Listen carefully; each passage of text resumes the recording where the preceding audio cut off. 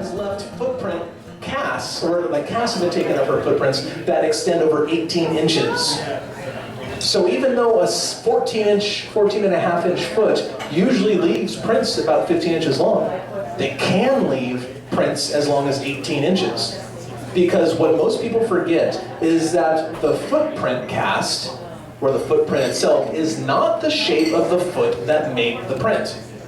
It's the shape of the damage done to the ground by that foot. And that damage can be all sorts of different sizes and shapes. It doesn't have to look like a foot at all for it to be real. Okay, this is when I'm going to get a little nerdy, so all you high school kids and stuff, sorry if you're going back to school tonight, and everybody else who's had too many beers, just ignore me for a while. Inferred foot morphology. You see, some of these footprint casts, like this one here. Sorry, blow out your ears. This one here. This is the Dennis Hereford cast from 1982. It's by far one of the clearest things ever pulled from the ground in Bigfoot land. And it has some very interesting markers, anatomical markers on the inside and outside of the foot. Now, hey there. See this? This little divot that I mentioned earlier that was on the Lewis River cast as well? Well, as it turns out, on the outside of your foot, and at the outside of all ape feet in general, chimpanzee, Sasquatch, human, whatever, there's basically three bones. The metatarsals here, the tarsals, and these things, cuboids or something. Back here, the heel deal. This whole thing here kind of works together, but usually this is on the outside. You see, the outside goes right about here. Basically three bones.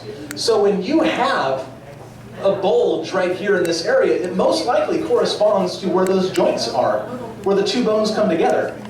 There's not a lot of landmarks on the inside or outside of the foot. There was a crippled individual, and I have the crippled foot cast. Whoops. I know, I was surprised as well. These are the crippled foot cast. There was a crippled Sasquatch that was like a lot of extension damage done to the right foot, and it had these big bulges. And Dr. Grover Krantz, a physical anthropologist, kind of surmised that those bulges probably correspond to where the bones come together. That's the only really logical option. So based on these bulges and a few other spots in the foot, he started doing bone reconstructions. And his work has now been built upon by Dr. Jeff Meldrum using these other casts, the one I just showed you. And they have basically, their findings are congruent. They seem to point to the same thing, that the ankle bone is shifted forward on the foot compared to that compared to a human foot. Now, pardon me a minute while I explain how you walk. I'm going to put the microphone down. Everybody here has had experience with levers at one time or another, I'm sure. Basically, a teeter-totter, in other words. You have the center of the teeter-totter. I know teeter-totter. You have the center of the teeter-totter. Hey, this is my friend Mike, Mr. Stan. So the teeter-totter thing in the middle is called a fulcrum. Okay, and basically, if you want to lift something on that end, you push down on this end, right? Now, if you want to push, or you want to lift something heavier, you would move the fulcrum more towards the center of the lever. We all have experience with that, and it takes less force to actually push down on the lever, right? Now, keep that in mind for a minute. Your foot is basically a lever. The fulcrum, the thing around which it teeter-totters, is your ankle bone, and it's on top of the lever. And what happens, I'll use this because it's easier to see where the toes are. What happens is your ankle bone will be about here, and then tendons attach to your ankle bone and go up to your calf muscles. Your calf muscle pulls upwards on your ankle bone, and this happens. Basically the movement of a lever. Well, now that's bipedal walking in general. Very, very simplified, but true. Now, I weigh a little less than 200 pounds, sometimes 200 pounds, I even say. But I weigh about that. Now imagine if I weighed 800 pounds or 1,200 pounds. That's a lot more mass to carry around. Wouldn't it make sense for biology to eventually produce a foot with the fulcrum moved a little forward? To make it easier so your muscles expend less calories, fewer calories, to move that larger mass forward bipedally. That seems to be exactly what happened. This footprint cast, the cripple foot cast, and even the London footprints, they all indicate a forward shift of the ankle bone about 12 to 16%, depending on which cast you measure. Now that does not mean that Sasquatches are 12 to 16% heavier than us, because there's a lot of other mechanics involved. But nonetheless, I'll take that now, thank you. But nonetheless, when you consider somebody who knows very little about the subject saying it's pretty clear that all those footprints are faked, if that's true, then whoever is faking them apparently has an advanced degree in biomechanics and is laying down footprints with pathologies in them and other markers like those bulges in hopes that a physical anthropologist will look at the cast, study the cast, and maybe try to figure out where the bones are underneath the footprint, and then arrive at the same conclusion that that hoaxer purposefully put in those footprints in the first place. Because these casts are consistent with one another. Whether they were cast in 1967 in California, 1982 in Grace Harbor County, Washington, 1997 in Georgia, no matter who, where, or when these footprints were cast, they show the same anatomical features. That, if it is a coincidence, it's staggering, let alone the other evidence.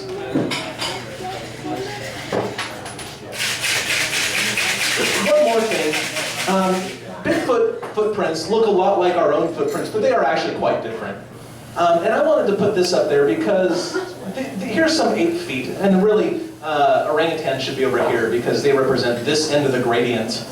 Basically what you see here is a drawing of 8 feet. Here's a chimpanzee, this is a lowland gorilla, this is a mountain gorilla, and over here is human. For whatever reason, the anthropologist left Bigfoot out. Maybe that'll change. But what you see is, look at the position of the big toe, or the hallux. It's out, it's a little further in, it's almost directly in front, and then with humans it is directly in line. The more time and the heavier an ape is, the more, well, that's a terrible sentence, forgive me. The heavier an ape is, combined with the more time it spends on the ground, the more forward-facing the hallux is, the more adducted. When it's off to the side, we say that's abducted. And orangutans would be even further out. It'd be very much like a human hand. Their hallux is way out to the side. And it's because, obviously, they want to use their hallux for grabbing on trees and all that sort of stuff. And the bigger mass of a creature, also the wider the heel is. Well, Sasquatches have a very wide heel, and they have a hallux that goes directly forward, exactly in line with where they should be on this gradient. This is kind of an interesting side note, but again, it's the consistency, not only of the data internally, but also how this data fits into the rest of the primate family. All the other apes kind of fall in line with this thing. It makes a lot of sense. In those casts, some very precious few were recorded in very fine, silty, muddy substrates. And occasionally, you can find skin detail in them. Very interesting skin detail. Skin detail that has been shown to FBI experts, like Jimmy Chilcutt, who works for the Conroy, Texas Police Department. He is a forensic expert. He specializes, and he's like one of like 2 or 3 guys in the world that specializes in non-human dermatoglyphics, which are basically fingerprints, if you want to call them that. But these weren't on the fingers, they were on the feet and the toes. I don't want to call them toe prints, but you understand. I'm going to call them derms or dermals or dermatoglyphics, but they're basically fingerprints. Here's a great example right here. You can see the ridges right there. And actually, dermal ridges are most often recorded on the toe stems and the sides of the feet in various spots for 2 reasons. Number one, that skin actually comes in contact with the ground the least amount of time while the creature walks forward. And second of all, in other parts of the foot, the dermatoglyphics are kind of rubbed down because of calluses. But underneath the toe, that hardly ever touches the ground. It's not rubbed down very far. There's not thick skin, and if it is thick skin, it's nice and callous, and it doesn't rub off. So this is the big toe of a print that was taken in 1985 in the Blue Mountains, and you can see dermatoglyphics here. Interestingly, this is one of 5 footprints taken in a row, and some of the other footprints actually show dermatoglyphics as well. I visited Dr. Jeff Meldrum this past July, and he afforded me the opportunity to photograph every specimen in his collection and analyze them and use them as I see fit. So I'm going to go back and I'm going to start looking to see if I can find separate prints by the same individual that show the same fingerprints, the same derms and the same spots. I think that would be a very, very compelling piece of data that no one's explored yet.